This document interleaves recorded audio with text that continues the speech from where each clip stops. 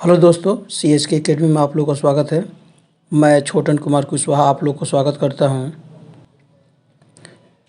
इस चैनल के माध्यम से हम लोग CSK एकेडमी के माध्यम से line by line, question by question Bihar board के सभी मटेरियल प्रोवाइड कराया जा रहा था। मैथ बेसिक से लेके एडवांस तक पढ़ाया जा रहा था, एकदम क्वेश्चन बाय क्वेश्चन, जिसमें से हिस्ट्री का पूरा 1 नंबर क्वेश्चन NCERT पैटर्न से प्रोवाइड करा दिया गया है और शास्त्र का करा दिया गया है। ज्योग्राफी का जो एक वीडियो प्रोवाइड करा दिया गया है, दूसरा वीडियो में पूरा कवर कर लिया जाएगा।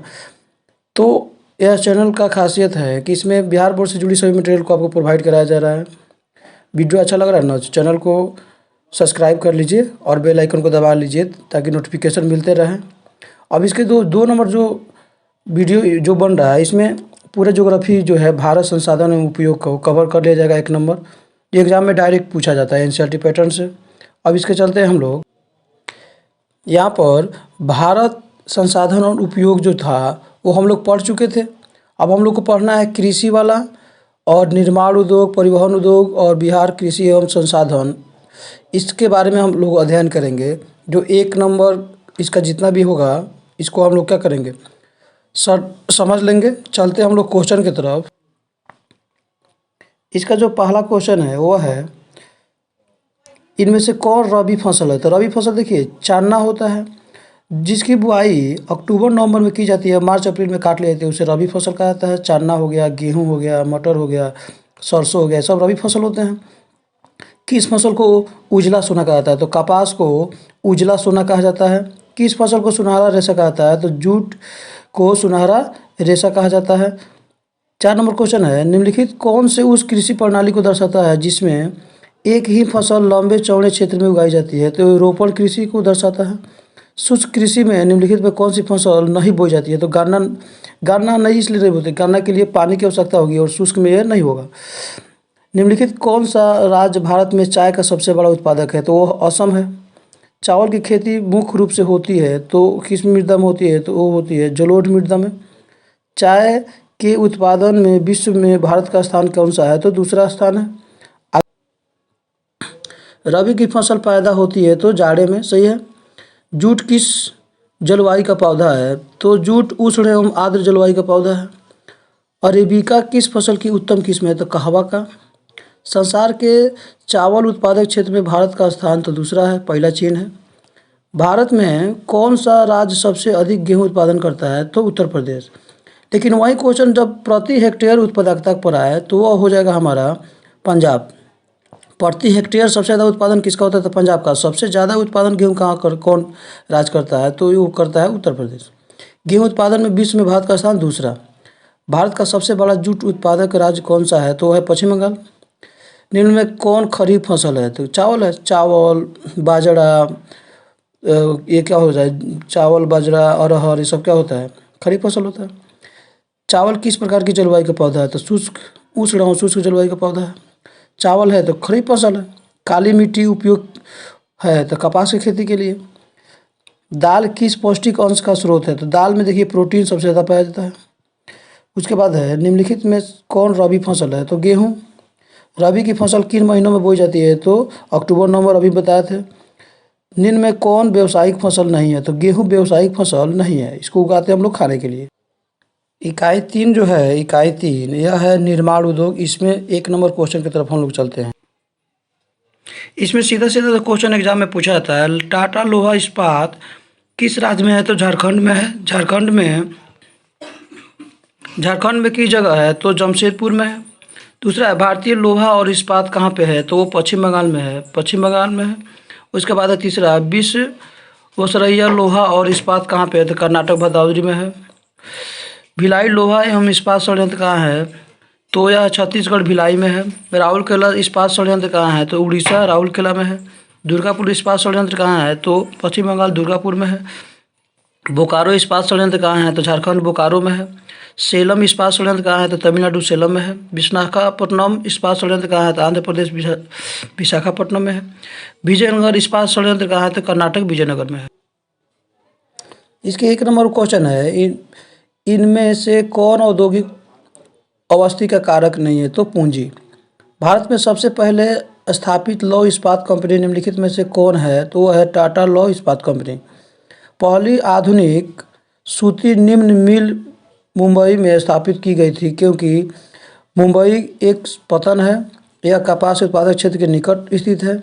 मुंबई में पूंजी उपलब्ध है। ये सभी आंसर हो जाएगा, इसका सभी सही हो जाएगा। निम्नलिखित में से कौन उद्योग कृषि पर आधारित नहीं है? तो सीमेंट उद्योग कृषि पर आधारित नहीं है। उसके बाद हुगली औद्योगिक प्रदेश का केंद्र है तो कोलकाता है बड़ा। निम्नलिखित में से कौन उद्योग सार्वजनिक क्षेत्र के अंतर्गत आता है? तो बोकारो लौह इस्पात उद्योग। आगे तो बढ़ते हैं। इसके बाद है इनमें से कौन उपभोक्ता उद्योग है? तो उपभोक्ता चीनी उद्योग उपभोक्ता उद्योग है। निम्नलिखित में से कौन छोटे पैमाने का उद्योग है? तो खिलौना उद्योग ये छोटे पैमाने में हो सकता है। भोपाल त्रासदी में किस गैस का निवास होता था? मिथाइल आइसोसाइनेट को हुआ था। इकाई 4 है परिवहन, संचार एवं व्यापार। तो अब इसके 1 नंबर का हम लोग चलते हैं। स्वतंत्रता प्राप्ति के समय देश में सड़कों की कुल लंबाई तो 1.46 लाख किलोमीटर था। पक्की सड़कों की लंबाई की दृष्टि से प्रथम स्थान कौन सा राज्य का है? तो महाराष्ट्र का है। निम्नलिखित में कौन सड़कों का एक वर्ग नहीं है? तो स्वर्णिम त्रिभुज राजमार्ग। भारत के किन शहरों में मेट्रो रेल सेवा उपलब्ध है? तो कोलकाता, दिल्ली।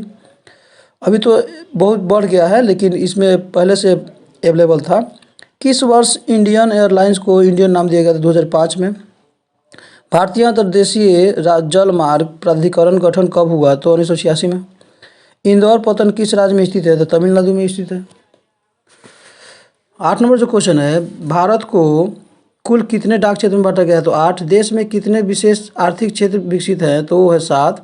फाल्टा विशेष आर्थिक क्षेत्र कहाँ स्थित है? तो पश्चिम बंगाल में है। इकाई 5 जो है बिहार कृषि एवं बच संसाधन, तो इसके बारे में हम लोग चलते हैं इसके 1 नंबर क्वेश्चन की तरफ। इसके 1 नंबर जो क्वेश्चन है, बिहार में खनिज तेल मिलने की संभावना क्या है? तो गंगा के द्रोणी में। चूना पत्थर का उपयोग मुख्य रूप से किस उद्योग में किया जाता है? तो सीमेंट उद्योग में। पाइराइट खनिज कौन सा है? तो अधात्विक है। बिहार के सोना अयस्क में प्रति टन शुद्ध सोना प्राप्त होता है तो 0.1 से 0.6 ग्राम। कहलगांव तापीय विद्युत परियोजना किस जिला में अवस्थित है?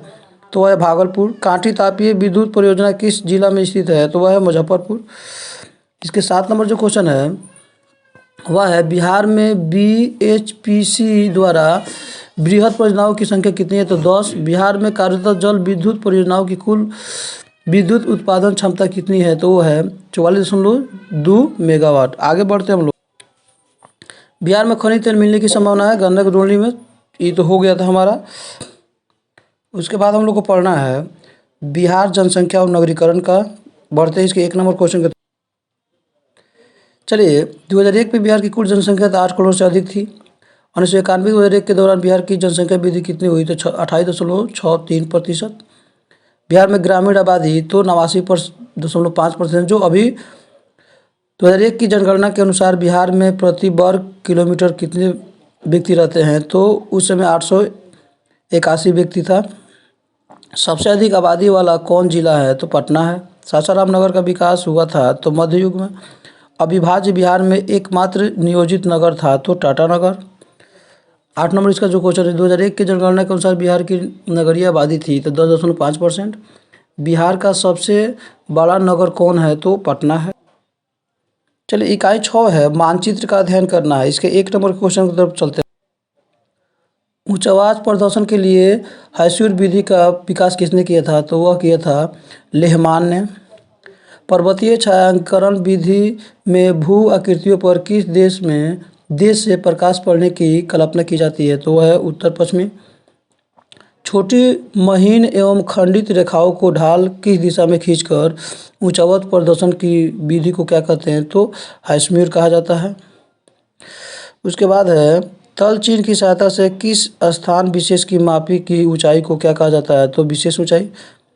अस्तर रंजन विधि के अंतर्गत मानचित्रों में नीले रंग से किस भाग को दिखाया गया है? तो जल को दिखाया गया है। देखिए आपदा है, इससे 2 को 1 नंबर वाला क्वेश्चन और 1 से 2 नंबर ये क्वेश्चन डायरेक्ट पूछा जाता है। आपदा का मतलब होता है विपदा। इसके 1 नंबर क्वेश्चन की तरफ चलते हैं। इनमें कौन प्राकृतिक आपदा नहीं है? तो आतंकवाद। प्राकृतिक देखिए मानव जनित आपदा जो मानव करता है, आतंक प्राकृतिक मतलब जो अपने आप होता है, तो आतंकवाद जो है ये मानव करता है। सुनामी अपने आप होती है, बाढ़ अपने आप होता है प्राकृतिक है, भूकंप अपने आप होता है प्राकृतिक है। इनमें कौन मानव जनित आपदा है? तो आतंकवाद, सांप्रदायिक दंगे, महामारी सब आदमी करता है। सुनामी का प्रमुख कारण क्या है? तो समुद्र में भूकंप का आना सुनामी का प्रमुख कारण है। उसके बाद है प्राकृतिक आपदा एवं प्रबंधन, बाढ़ और सुखाड़। इसके बारे में हम लोग चलते हैं। ये क्वेश्चन एग्जाम में हर साल पूछा जाता है। बाढ़ के समय निम्नलिखित में से किस स्थान पर जानी चाहिए? तो ऊंची भूमि वाले स्थान पर जाना चाहिए। मलबे के नीचे दबे हुए लोगों को पता लगाने के लिए किस यंत्र का प्रयोग किया जाता है? तो इसका किया जाता है इंफ्रारेड कैमरा को। आग से जलने की स्थिति में जले हुए स्थान पर क्या प्राथमिक उपचार करनी चाहिए? क्वेश्चन एग्जाम में हर साल पूछा जाता है। तो ठंडी पानी, देखिए प्राथमिक उपचार पूछा जाता है, सबसे पहले ठंडी पानी डालना चाहिए।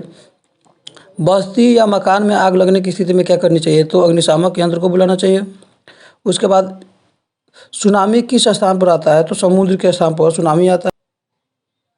चलिए अब इसमें है निम्नलिखित में कौन प्राकृतिक आपदा है? तो भूकंप।